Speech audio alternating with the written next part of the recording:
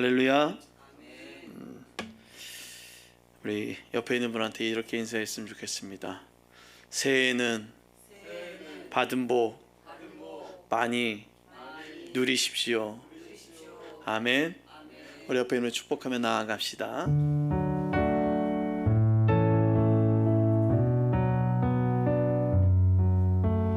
여러분들은 하나님의 그 언약을 믿고 살아가는 축복의 통로임을 믿습니다. 고백합시다. 당신은 하나님의 언약 안에 있는 축복의 통로. 당신을 통하여서 열방이 주께 돌아오게 되리. 다시 한번 고백합시다. 당신은 하나님의 아멘 언약 안에 있는 축복의 통로. 당신을 통하여서 열방이 주께 돌아오게 되리. 할렐루야. 우리 하나님께 영광 박수 돌리겠습니다. 아멘. 그렇습니다. 우리는 하나님의 그 언약을 믿고 있는 하나님의 축복의 통로로 사용되어질 수 있는 그 믿음의 자녀임을 우리 마음속에 가득 채우며 살아갈 수 있기를 주님이 축원합니다. 오늘 제목은 그의 시선을 따라라는 제목을 가지고 하나님의 말씀을 같이 나누도록 하겠습니다. 요즘 새해가 들으면서 경제 전문가들이 그런 얘기를 많이 한다고 합니다. 올해는 더 불안 가운데 살아갈 것이다. 희망을 볼 수 없다라는 얘기들을 경제 전문가들이 막 얘기를 합니다. 그런데 이 이야기들이 새해 초반에 막 화두가 되었어요. 2023년에. 그런데 그 얘기를 들었을 때 어떤 목사님이 이런 얘기를 했습니다. 목사는 말입니다. 교회 다니는 사람들, 하나님을 믿는 믿음의 사람들은 말입니다. 희망을 보이지 않을 때 희망을 선포하며 하나님께 나아가는 사람입니다. 이런 이야기를 하더라는 겁니다. 우리는 희망할 수 없는 상태를 말할 때 칠흑 같은 어둠에 빠져 있다라는 얘기를 합니다. 칠흑은 오칠하는 뜻을 얘기하는 뜻의 칠과 검다라는 뜻은 흑이 합쳐져서 칠흑이라는 단어를 씁니다. 희망할 수 없는 그 옷으로 검은 옷으로 칠해져 있는 그 상황, 희망할 수 없는 세상을 지금 말하고 있다는 것입니다. 세상 사람들은 희망할 수 없다는 것은 참으로 슬픈 일입니다. 내가 왜 살아가는지, 왜 무엇 때문에 일을 하는지 아무 희망이 없는 거예요. 무엇 때문에 일하는지. 스스로 무언가를 할 수 없다는 것 또한 얼마나 슬픈 일이겠습니까? 마치 이런 상황을 동트기 전 지표면의 모든 온도가 다 떨어지고 따뜻한 태양이 지표면을 따뜻하게 비춰줄 그때를 기다리는 것처럼 절대적 희망을 찾는 이들은 늘 간절함을 넘어서 모든 것을 포기하듯 체념하고 있다는 것입니다. 여러분, 새해만 되면 사람들이 어딜 갑니까? 그렇게 일출을 보러 갑니다. 얼마나 요즘은 코로나 때문에 그런 것을 강제적으로 막 못하게 만들어 사람들이 모이지는 않지만 그래도 사람들이 그 동트는 그 순간을 보기 위해서 그 힘든 시간들을 포기하고 그 태양을 보기 위해 가더라는 것입니다. 이스라엘의 주변국의 힘의 변화는 이스라엘에게 희망할 수 없게 만들어가고 있었습니다. 여러분, 우리가 수요일마다 계속해서 주변 강대국들의 움직임을 여러분 계속 얘기를 했지 않습니까? 누구에게도 희망을 걸어볼 수 없었던 이스라엘입니다. 이집트에게도, 아니 아시리아에게도 이젠 더 이상 힘의 강대국에게 기생해서 살 수 없는 상황이 되어졌다라는 것입니다. 원래 이스라엘은 누구를 의지하며 살아가는 존재입니까? 하나님 한 분만을 의지하는 존재였습니다. 그럼에도 불구하고 이집트에서 나오면서 이집트의 힘을 받고 또 바벨로니아와 페르시아의 그 상황을 보면서 그들의 힘을 받고 그래서 주변국에게 조공을 보내듯 그러나 그들도 조공을 받았던 그때가 있었던 이스라엘이었습니다. 그러나 그들은 점점 기대할 수 없는 상황에 빠져가며 불안했습니다. 그리고 점점 불안하던 이스라엘에게 들리던 소리가 있었습니다. 광야에서 외치는 소리라고 잘 알고 있는 세례 요한의 소리가 들렸습니다. 세례 요한의 이야기가 많은 사람에게 들렸고 이렇게 들려진 소리를 따라 많은 사람들은 구원함을 얻기 위해 광야로 몰려오던 때였습니다. 사람들은 소리가 들려오는 곳에 시선을 돌려 발걸음을 옮기고 있었습니다. 이렇게 옮겨진 발걸음은 요단강에서 세례를 받게 되었죠. 세례 요한을 따르는 무리가 많아지면서 그 소문은 사방으로 퍼져갔습니다. 발 없는 말이 천리를 간다는 속담처럼 그 말은 수만 곳에 많은 사람들의 귀에 들려지게 되었습니다. 사람의 입을 통해 전해지기 시작했고 이 말은 바리새인과 율법학자들의 귀에 들려지게 되었습니다. 그들 또한 새로운 희망을 보기 위해 찾아왔지만 세례 요한에게 어떤 소리를 들었습니까? 좋은 소리를 듣지 못했죠. 이런 독사의 자식들아 라는 얘기를 했죠. 점점 더 세례 요한의 예언은 활동은 확장하지만 결국 세례 요한은 어디를 갔습니까? 옥에 투옥되게 됩니다. 회개의 선포와 천국의 메시지를 선포했던 세례 요한의 투옥은 사람들에게 희망을 잃어버리게 되었고 그들은 낭망할 수밖에 없었습니다.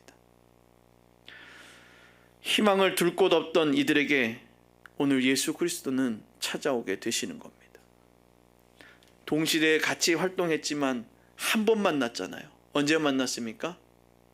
세례 받을 때 그 한 번 만나고 그리고 서로 각자 또 떨어져서 활동하다가 오늘 세례 요한이 투옥됐다는 그 소리와 함께 예수님의 활동이 시작되어진 것입니다. 하나님의 역사는 이제 우리에게 찾아오게 되어지는 것입니다.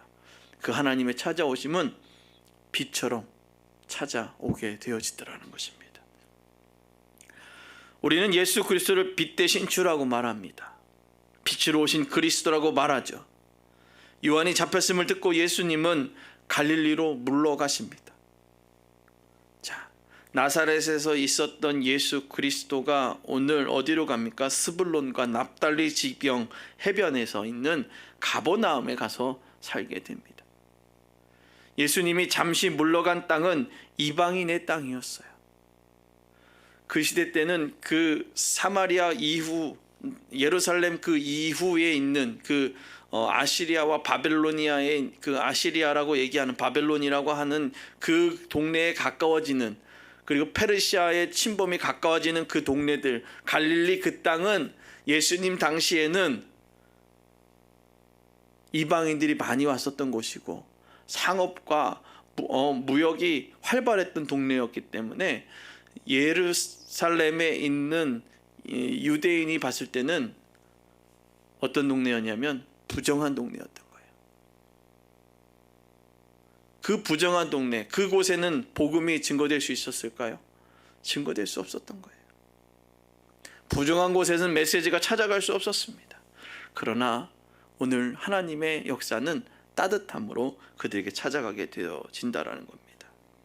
예수님이 잠시 물러간 땅, 그 이방인의 땅, 전혀 복음이 전파될 수 있는 조건이 없다고 사람들은 생각할 수 있었지만 예수님은 이 땅으로 잠시 물러가게 되어지는 것입니다. 오늘 이사야 9장 1절부터 2절 말씀에 전에 고통받는 자들에게 흑암이 없으리로다. 옛적에는 여호와께서 스불론 땅과 납달리 땅이 멸시를 당하게 하였더니 후에는 해변길과 요단 저쪽 이방의 갈릴리로 영화롭게 하셨느니라. 흑암에 행하던 백성이 큰 빛을 보고 사망의 그늘진 땅에 거주하던 자에게 빛이 비치도다. 아멘. 여호와는 이 여호수아 시대 이래로 이 지역에 정착한 이스라엘 12지파 중 2지파로서 그 당시에서 분봉왕 헤롯 안티바스가 다스리던 갈릴리 행정구역 안에 포함되어 있었다는 것입니다. 헤롯 안티파스가 다스리던 그 땅. 그리고 가버나움은 인구 밀도가 아주 높다라는 거예요. 그래서 어업이 왕성할 뿐 아니라 동서의 그 상업의 교통의 요충지였다라고 얘기합니다. 제가 지난번에 말씀드렸죠. 비아마리스라고 하는 족장의 도로, 거기는 상업의 도로고 그곳을 통해서 그곳을 통해야지만 어디까지 갈 수 있냐면 이집트까지 갈 수 있는 해안도로가 연결할 수 있다라는 것입니다. 바로 유대인으로 봤을 때는 그곳은 부정한 곳입니다. 그러나 이방인이 많이 만날 수 있었던 곳에서 예수님 그것을 사역의 전초전으로 세워가기 시작합니다. 그래서 희망을 찾을 수 없던 그곳에서 빛의 사역을 감당하게 됨을 보여주고 있다는 것입니다. 가능성이 보였던 곳이에요? 아니라는 것이에요. 그들에겐 조건이 성립되었던 곳입니까? 아니라는 것입니다. 우리가 봤을 때는 우리의 생각으로는 조건이 아닐지 모르지만 하나님은 하나님의 조건으로 역사하신다라는 것입니다. 구원의 기회가 주어질 수 없었던 땅으로 찾아가신 예수님은 사망의 땅과 그늘에 앉은 자들에게 빛이 비쳤도다 하셨느니라, 이렇게 말씀하고 계시는 겁니다. 기회라는 것, 희망이라는 것은 찾아볼 수 없던 그들의 시선에게 희망을 보여주신 거예요. 무엇이든 찾아볼 수 없는, 기회도 찾아볼 수 없었고 희망도 찾아볼 수 없었던 그들에게 무엇을 보여주시는 겁니까? 그들의 시선에게 희망을 보여주셨다라는 것입니다. 그래서 하나님은 하나님의 시선만이 희망이다라고 우리에게 말씀하시고 계시는 거예요. 따라합니다. 하나님의 시선이 우리의 희망이다. 아멘. 하나님이 보여주시는 시선이 우리의 희망이 되어지는 거예요. 사람의 시선, 세상의 시선, 지금 경제 평론가들이 얘기했던 시선은 뭐예요? 절망의 시선을 계속 얘기하고 있죠. 암만 얘기해도 절망인 거예요. 암만 얘기해도 아무리 봐도 절망인 거예요. 희망의 시작은 예수의 발걸음과 한 사람의 희생으로부터 시작되어진 것입니다. 주의 오실 길을 예비하라. 자신의 사명을 끝까지 감당하기 위해 시선을 돌렸을 때 새로운 가능성을 보게 되어지는 거예요. 새로운 가능성을 본 사람의 고백은 어땠을까요? 시편 27편 1절에 이렇게 얘기합니다. 여호와는 나의 빛이요 나의 구원이시니 내가 누구를 두려워하리요. 여호와는 내 생명의 능력이시니 내가 누구를 무서워하리요. 아멘. 오늘 우리에게 주신 하나님의 말씀이신, 우리 교회에게 주신 하나님의 말씀은 시편 23편 1편인데 여호와는 나의 목자시니 내게 부족함이 없음이로다. 아멘. 그 말씀과 같이 시편 27편 1절에도 내가 나의 빛, 나의 구원이신 그 하나님이 내게 있는데 내가 왜 두려워하겠냐라는 거예요. 두려워할 게 없다는 거예요. 평안할 수밖에 없다는 것입니다. 희망의 출발은 어디로부터 시작되어질까요? 그것은 여호와를 의지하는 시선이 아니면 불평과 부정의 단어를 말하게 되어서 희망의 출발이 되어질 수 없다는 것입니다.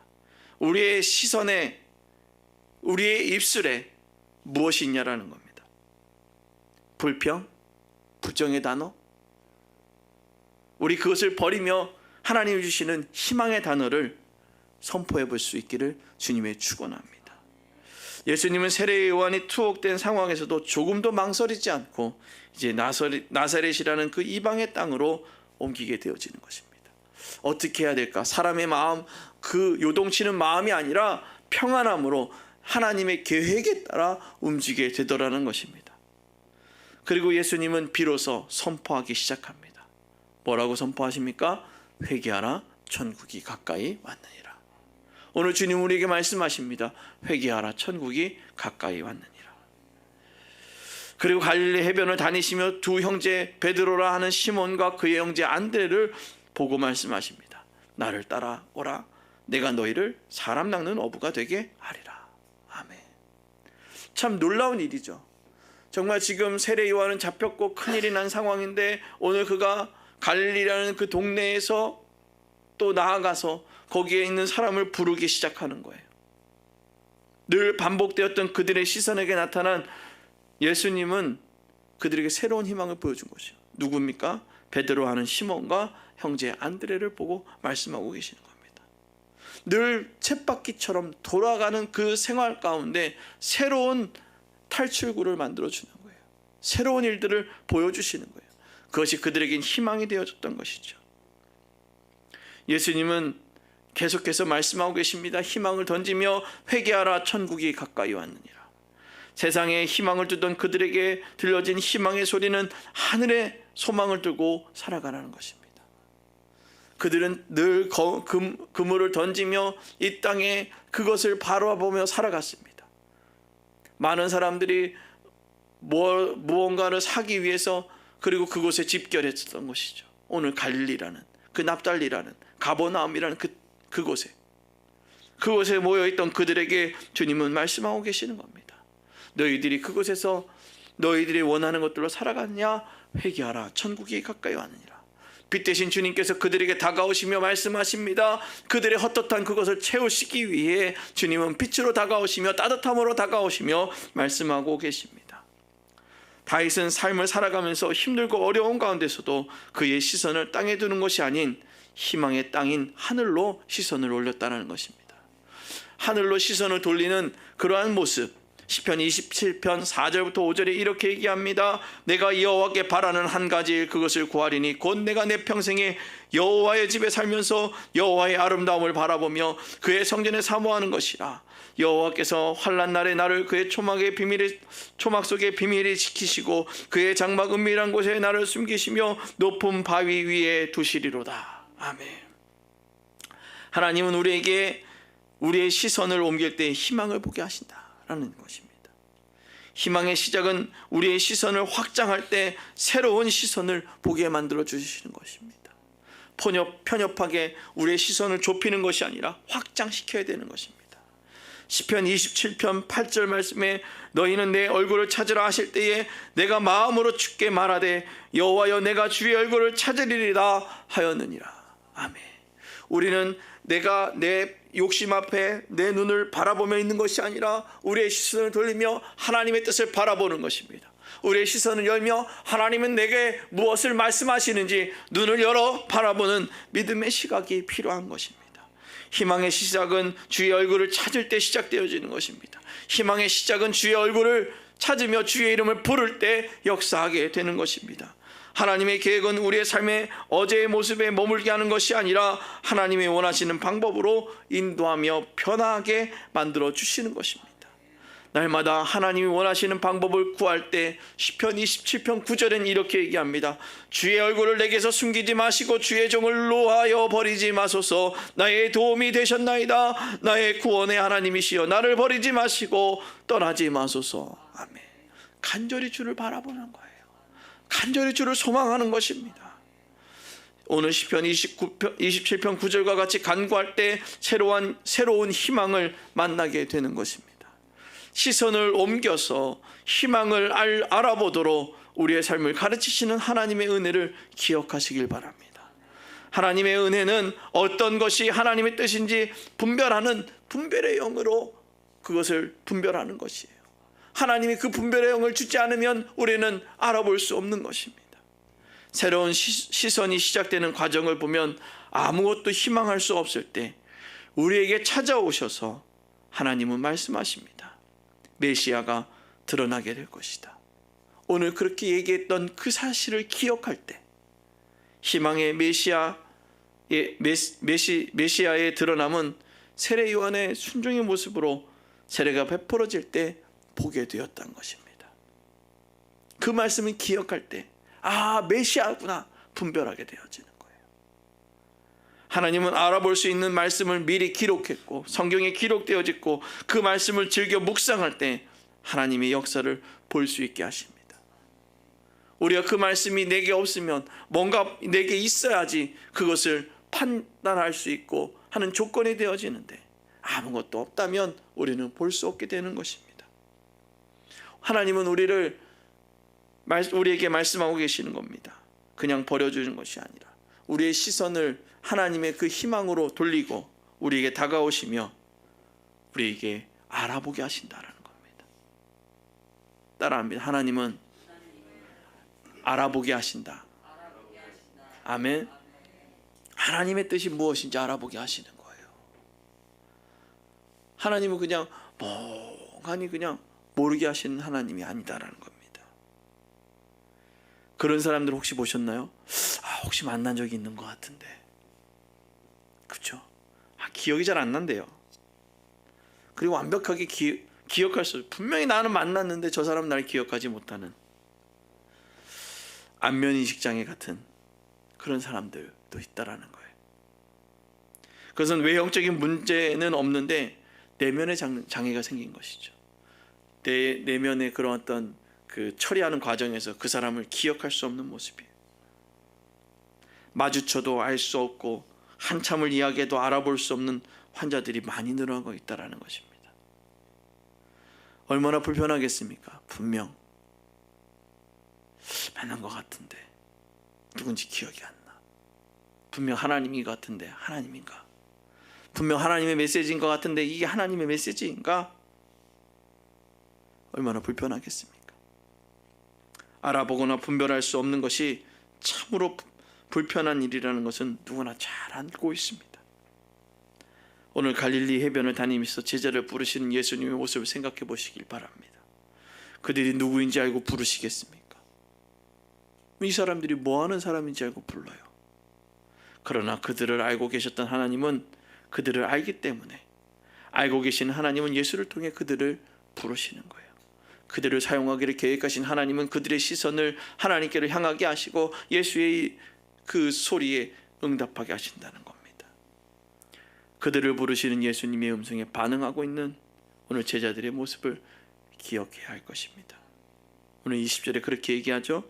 그들이 곧 그물을 버려두고 예수를 따르니라. 곧 순종하는 모습이에요. 즉각 움직이는 것은 알아봤기 때문에 움직이는 거예요. 그게 얼마나 위험이 있는지, 그 소리가 얼마나 대단한지 알아봤기 때문에 즉각 움직이는 것입니다. 알아볼 수 없다면 망설이지 않을까요?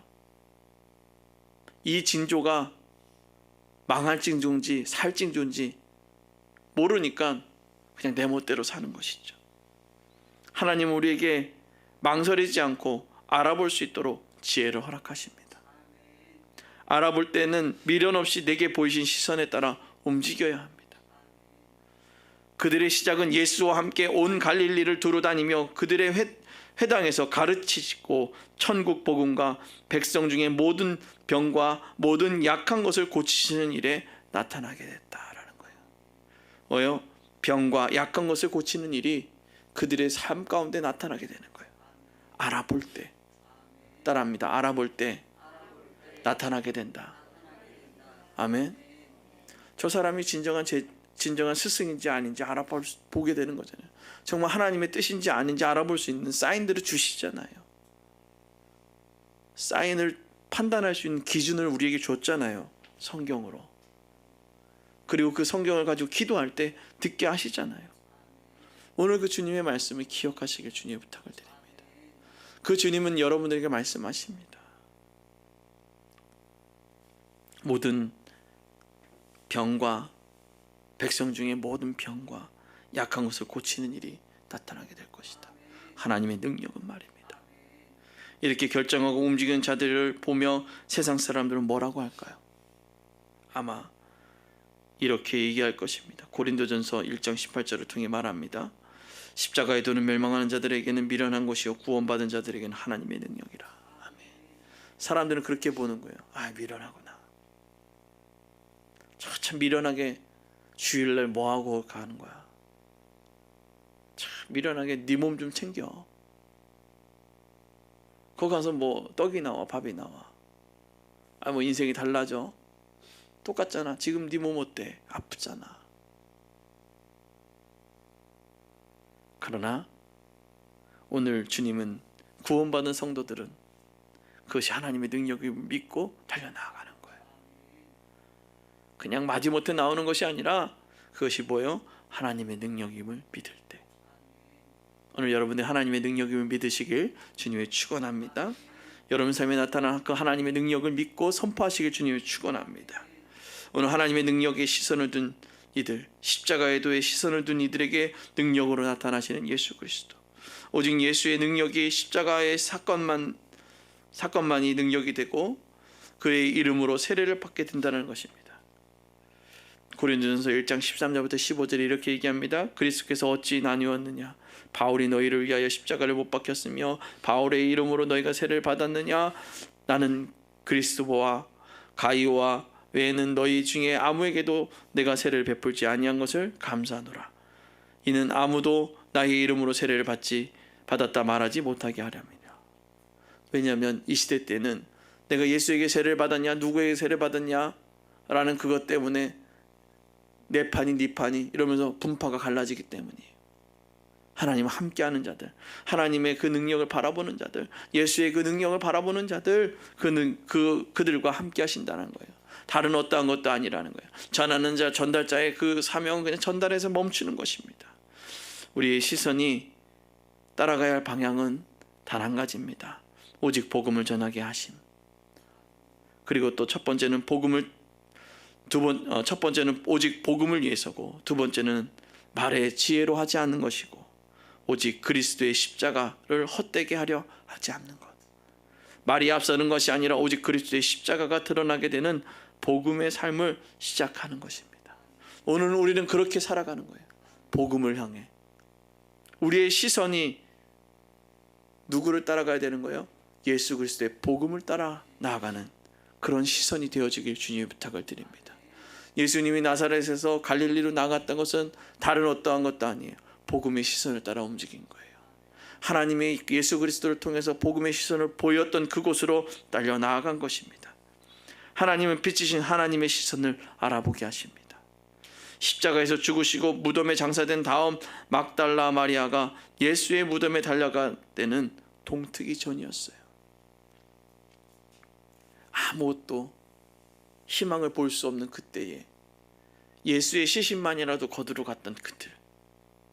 그러나 마리아는 두려움을 이기고 오직 예수를 향해 달려갔던 그 마리아의 시선은 누구를 보게 되었습니까? 예수를 보게 되어진 것입니다.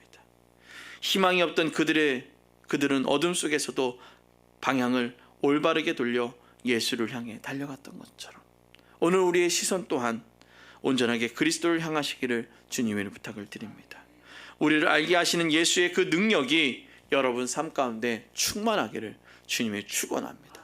오늘 주님 우리에게 말씀하십니다. 우리의 시선은 오직 복음, 말의 지혜가 아니라 행위로 살아가는 모습, 복음의 행위가 우리의 삶 가운데 나타나는 그런 모습이 있기를 주님의 축원합니다. 그래서 우리의 시선이 온전히 그리스도를 향하기를, 그리고 우리 여러분 삶 가운데 그리스도를 향하여 우리의 시선을 돌릴 때 여러분의 삶에 나타나는 그리스도의 복음의 능력이 충만할 수 있기를 주님의 축원합니다. 우리 이 시간 기도하며 나아가기를 소망하는데요. 찬양하고 기도할 텐데 우리 안에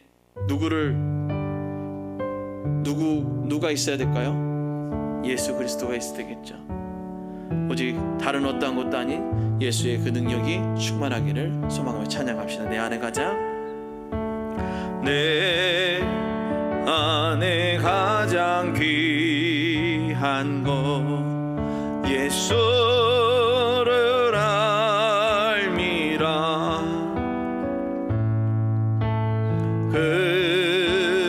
금은보다 더 귀한 것 예수를 알. 세상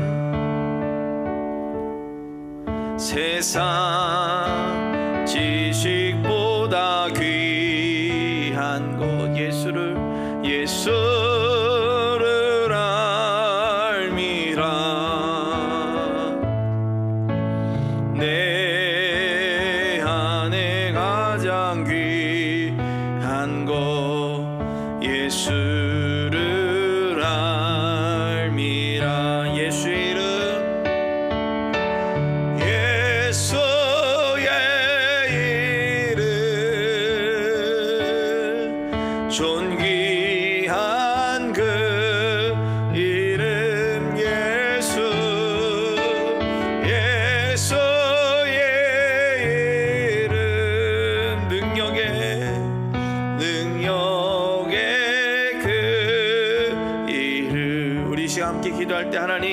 내 안에 가장 귀한 그 예수를 알아가게 하여 주옵소서. 내 삶의 모든 순간순간마다 예수를 알아가는 은혜가 충만하게 하여 주시옵소서라고 우리 주여 한번 간절히 통해서 기도합니다. 주여, 예수의 그 복음만을 바라보며 달려나아가는 믿음의 삶이 되어지게 하여 주시옵소서. 오직 복음을 위하여 달려나아가는 삶이 되어지길 소망합니다.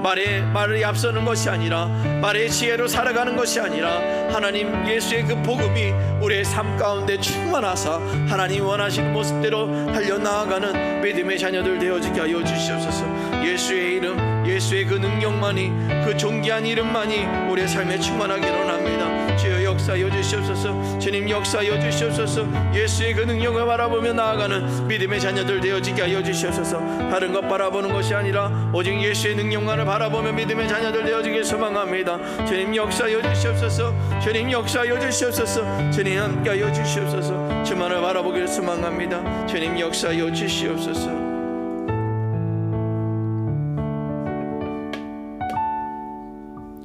걸어가신 하나님, 자신의 사명을 끝까지 감당하며 주의 영광을 위해 살아가는 사람들, 그런 믿음의 사람들이 되어지게 하여 주시옵소서. 오늘 세례 요한이 투옥된 그 이후 예수의 행적은 복음을 향하여 사람의 말과 지혜로 가는 것이 아니라 하나님의 능력을 따라 살아가는 삶이었음을 보게 됩니다. 주님, 우리가 예수의 능력을 따라 살아가게 하여 주옵소서. 복음의 그 충만함을 따라 살아가게 하여 주옵소서. 말과 행위가 아닌, 말과 그 말의 지혜만이 아닌 행위로 살아가게 하여 주옵소서. 그래서 우리의 삶 가운데 우리의 시선이 오직 그 예수 그리스도를 따라가는 믿음의 자녀들 되어지게 하여 주시옵소서. 정말 우리의 삶 가운데 동트기 전에 그 칠흑 같은 어둠일 수도 있습니다. 정말 따뜻함이 하나도 없고 정말 추움 가운데 태양의 그 온기만을 기다린 것처럼 우리의 삶에 그 어둠과 쓸쓸한 그 외로움이 있다면, 주님, 예수의 그 따뜻함으로 온몸을 감싸 주가 주시는 그 따뜻함의 그 시선을 따라 살아가게 하여 주시옵소서. 감사드리며 예수님의 이름으로 기도드리옵나이다. 아멘.